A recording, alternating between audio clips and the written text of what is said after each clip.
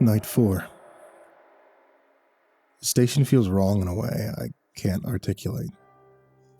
The fluorescent lights hum at a frequency that makes my teeth ache. Coffee tastes like copper. When I walked in for my shift, Morrison looked up from his desk, smiled, went back to his paperwork without saying a word. Not unusual, except Morrison always asks about the weather, always. For 3 years, every single shift. How's it looking out there, Harper? Today, nothing. Dale's at his desk typing with mechanical precision. His posture's too straight, his movements too measured. I tried to talk to him when I came in, ask him if he wanted to grab lunch later.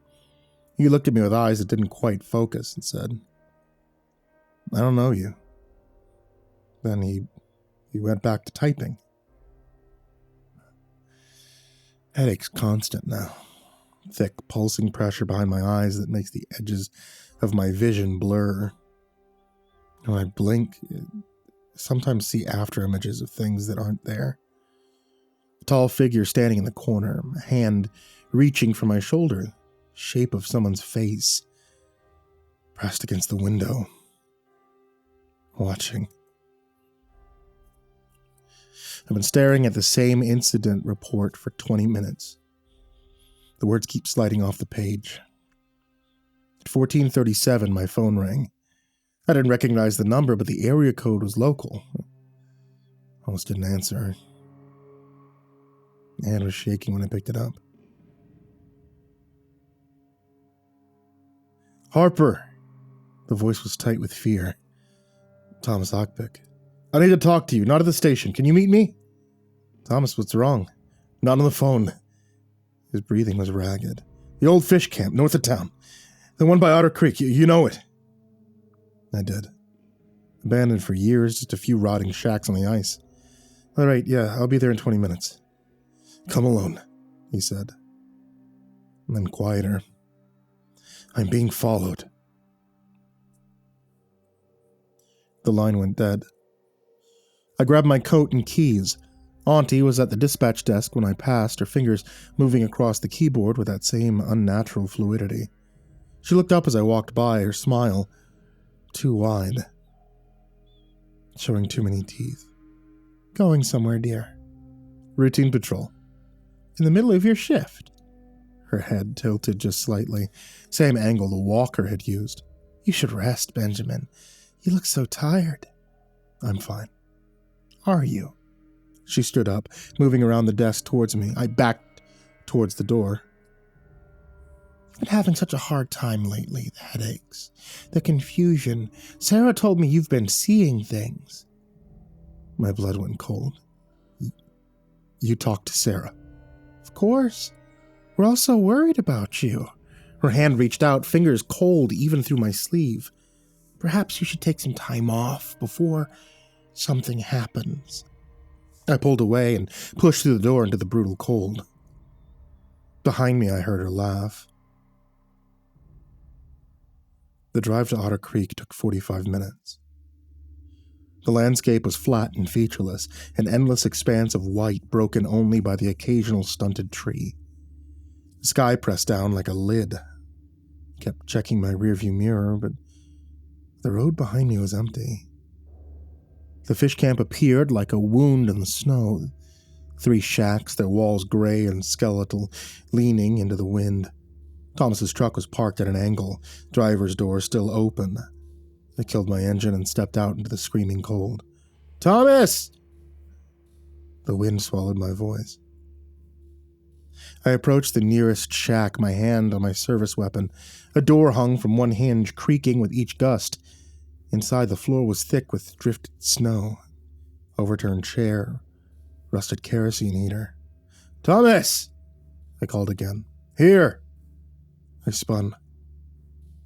He was standing behind me, maybe 15 feet away. His face was haggard, eyes sunken, red-rimmed. He looked like he hadn't slept in days. "You all right?" He shook his head. "It's been following me for 3 days. Tall, thin, like a shadow standing up. I see it in my rearview mirror at the edge of my property. Sometimes I hear it walking on my roof at night. Thomas, what's... I need you to tell me the truth. His voice cracked. Is this because of my daughter? Relief flooded through me, so intense I almost staggered. Yes, Nika, you remember her. His face went blank. Who? Nika, your daughter. 8 years old. I found her 4 nights ago. I saved her life. I don't have a daughter. The words were flat, automatic. I have a son, Tobias. He's 6. No, you came to the station. You brought me fish. You said, I've never been to the station. He took a step back. I don't know what you're talking about. Thomas, please. I pulled up my phone, scrolling through photos. I had to have something, some proof, but when I got to the night of the rescue, there was nothing. Just a gap in the timeline, photos from 2:45, then nothing until 4:23. You called me, I said desperately. 20 minutes ago. You said you were being followed. I called you because it's getting worse. His voice dropped to a whisper. The shadow, it's getting closer. Last night it stood in my bedroom window. I could see its outline against the glass, and Benjamin... He looked at me with naked terror. It was wearing your coat. The cold suddenly felt colder. What are you talking about? Your SAR coat. I could see the patch, your name, Harper B. But the letters were backwards. He was shaking now. What did you do? What did you bring back with you? I saved a little girl, I said, my voice low and steady. Your daughter. I don't have a daughter. The scream tore from him as he fumbled for his car door handle, his eyes wide with pure terror. I've never had a daughter. Get away from me! He pushed my hand away. He got into the car and shut the door. The engine started. He drove off down the street. The taillights shrank in the dark, and then were gone. I took a step forward, plea on my lips, but a hand fell on my shoulder, its grip firm and final. I turned. Dale was standing there, smiling, that same warm, vacant smile I'd seen on my family, on Morrison, on everyone. Hi, Ben. His voice was too loud, too cheerful. What are you doing all the way out here? Dale? My heart was hammering. How did you... When did you... I was checking the nets. Caught some nice car today. He gestured towards the third shack. Want to see? His shadow was wrong. The sun was low, casting long shadows across the snow. Mine stretched out beside me. A normal human silhouette. But Dale's was too tall. Too thin, stretching back towards the shack in a shape that didn't match his body. Dale, I said slowly, I think you should step back. Why? That same bright smile. I'm just here to help. You don't fish, Dale. You're vegetarian. Told me 1,000 times. The smile didn't falter. Of course I fish. I've been fishing here for years. No, I said. You haven't. For a moment, nothing moved. The wind died, even the creaking of the shack fell silent. Dale stood perfectly still, that same smile frozen on his face like a photograph. Then his head tilted. Slowly, mechanically, the exact angle the walker had used. You should go home, Benjamin, he said. The voice was still Dale's, but layered underneath was something else, something that sounded like like wind through empty buildings. Your family misses you. That's not my family. Isn't it? The head tilted further, past any natural range of motion. Sarah's making dinner. The kids are doing homework. Everything is exactly as it should be. You're the one who's wrong. You're the one who doesn't fit. Behind him, the shadow elongated, stretched. The sunlight seemed to bend around it, creating a void in the shape of a person. I reached for my service weapon, but my hand was shaking too badly to draw it. Dale, if you're still in there, I'm fine, he said, his voice still bright. Better than fine. I don't have that headache anymore. I don't have those nightmares. I'm not afraid. The smile widened. You could be like this too, Benjamin. No more pain, no more fear, just peace. That's not peace, I whispered. That's nothing. The thing wearing Dale's face took a step closer. In the direct light, I could finally see what Thomas had seen. The skin wasn't quite right. Too smooth, too uniform, like someone had painted over a surface that was never meant to hold paint. And underneath, where the shadow met the snow, there was no texture, there was no depth. Just a flat, absolute black. I grabbed the flashlight from my belt and shone it directly at Dale's face. For a fraction of a second, the light passed through him. I could see the shack behind, the gray wood visible through his chest like he was made of smoke, and then he solidified again, but the smile was gone. His face had gone slack, features settling into something smooth and featureless. The mouth was too wide, the eyes too far apart. You looked, it said in a voice that was no longer Dale's. Rule 2. You're not supposed to look. It's 2 in the afternoon, I said, backing towards my truck. Rules only apply after 3 a.m. The thing that wasn't Dale laughed. It sounded like ice crackling on a frozen lake. The rules changed, Benjamin. When you took the debt, you changed them, and now we can come anytime, anywhere, as long as that ledger needs balancing. Behind it, more figures were emerging from the shacks.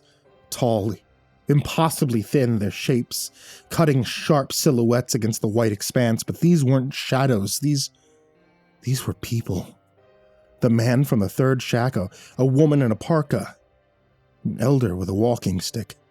All of them smiling with the same vacant expression, all of them moving with that same fluid, unnatural grace. Dale, I tried one more time. Dale, I know you're in there. You showed me the photo. You remember Nika. You remember the rules. For a moment, something flickered behind those 2 wide eyes. A spasm of recognition, of fear. I looked, Dale whispered. His voice suddenly his own again. Oh God, I looked right at it. It was wearing my mother's necklace, the one I buried with her. I saw it, and I looked, and now... His eyes snapped back to that placid black. The flicker was gone. Dale zones out sometimes, the thing said in that layered, wrong voice. He'll be fine. He'll be better. He'll be balanced. Dale turned away from me. His movements suddenly jerky and mechanical. He walked back towards the shacks with rigid, upright posture, not looking back. I ran for my truck. The walkers didn't follow. They just stood there, a line of figures against the white, watching as I fumbled with my keys, as I gunned the engine, as I fishtailed away from the camp. In my rearview mirror, I saw Dale get into his truck. He sat perfectly still, hands at 10 and 2, staring straight ahead. Then he drove away in the opposite direction.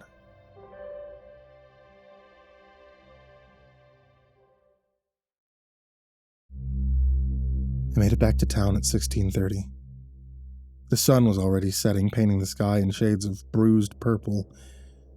I didn't go to the station, I went to the library instead. Margaret was at the front desk, stamping books with metronomic precision. When she saw me, her face lit up with that same too-wide smile. "Benjamin, how lovely to see you!"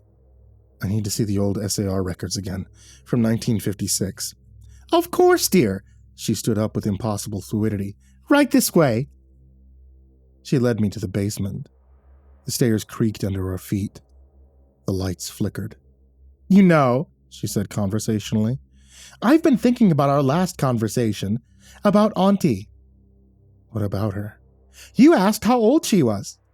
Margaret stopped at the bottom of the stairs, turning to face me. In the dim light, I could see that her shadow was too long, stretching back up the stairs in a shape that didn't match her body. That was very rude, Benjamin. You shouldn't ask elders their age. Margaret? When did you start working here? Oh, I've been here for years. How many years? Her smile didn't waver. Does it matter? I pushed past her into the archives. The boxes were where I'd left them 4 days ago, but when I opened them, the photos were different. The group photo from 1956, the one with Auntie in the back row. She was gone, just a gap where she should have been. The people on either side standing slightly too far apart. Dedication ceremony, 1968. No Auntie. Wartime civil defense meeting, no Auntie. I went through every box, every file, every photograph. She'd been erased, removed from the record like she'd never existed. Except for one photo. At the bottom of the last box, tucked into an unmarked envelope, was a single black and white photo. It was old, the paper yellowed and brittled. The date on the back read February 3rd. She looked exactly the same. Same gray hair, same smile. The caption on the back was in Russian, but someone had translated it in faded pencil. The witch Akna receives her mark. May God have mercy on her soul. I heard footsteps on the stairs. I shoved the photo in my pocket and turned. Margaret was standing in the doorway, backlit by the stairway lights. Her silhouette was too tall. It was too thin. Find what you were looking for, she asked. I didn't answer. I pushed past her and ran up the stairs. Behind me, I heard her laugh. Her laugh just like Akna. A few more shifts left, Benjamin, she called after me. The ledger is almost balanced. I burst out into the cold evening air and ran for my truck. The streets were empty, the windows of the houses glowing with warm light. Families gathered for dinner, everything normal and perfect. And wrong. My radio crackled to life. Unit 17, this is dispatch, Auntie's voice. Calm, professional. We have a welfare check at 342 Maple Street. Requesting your response. 342 Maple Street. My house. Negative, I said to the radio. I'm off duty. Benjamin, her voice dropped, becoming intimate, threatening. Your family is waiting for you. Sarah made a pot roast, your favorite. Don't you want to go home? I looked up at my rearview mirror. She was in my back seat, not a reflection, not a shadow. Auntie herself, flesh and blood, and impossibly there, her hands folded in her lap, that patient smile on her face. You can't run from this, she said softly. The debt doesn't disappear just because you're afraid. It follows you, it waits. And when the ledger finally balances, you'll be grateful for the peace. I threw open my door and fell out into the snow. When I looked back, the truck was empty. And I could still hear her voice, carried on the wind. Few shifts left, Benjamin. Then you'll understand. Then you'll stop fighting. Then you can be accounted for.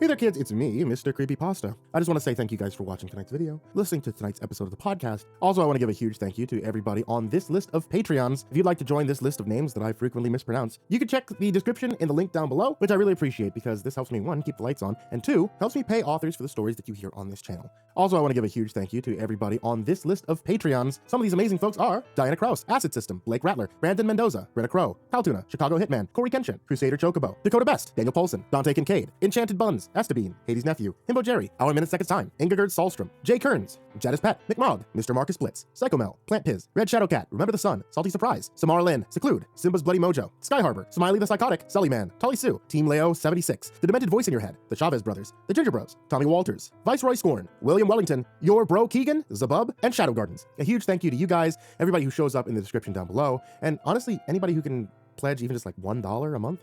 You guys are absolutely amazing. I cannot continue doing this channel without you, and your support means the world to me. And that goes to everybody, not just on Patreon, but honestly just you guys out there who just subscribe, those guys out there who are just listening or putting on the nonstop radio live stream while it's running in their sleep. I appreciate you guys greatly, especially during this kind of rough time for me. Having you guys around, and I mean this wholeheartedly, it is incredible. So, hey, thank you. Thank you for being here. Thanks for being a part of this. And as always, folks, sweet dreams.